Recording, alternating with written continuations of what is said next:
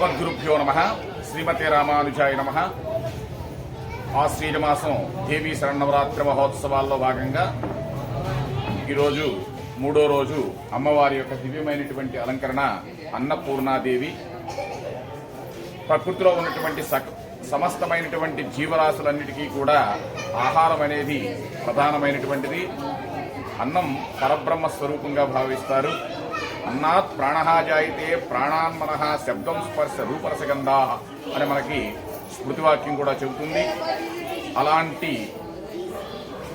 ఆహారాన్ని అందించేటువంటి అమ్మ ఎటువంటి కూడా ప్రకృతిలో ఏ ఒక్క జీవి కూడా ఆకలితో ఉండకూడదు అన్న అలంకరణ విశేషం యొక్క అన్నపూర్ణాదేవి. నిత్యానందకరి పరాభయకరి అని అన్నపూర్ణ స్తోత్రంలో మనకి చెప్తుంది.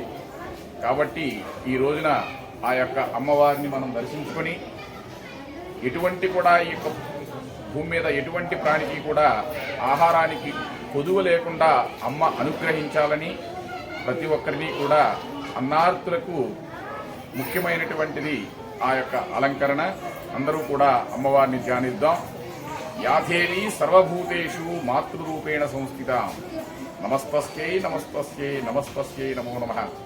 శరణాగత దీనార్థ పరిత్రాణపరాయణే సర్వస్యాగ్రహరే దేవి నారాయణి నమో. జై శ్రీమన్నారాయణ.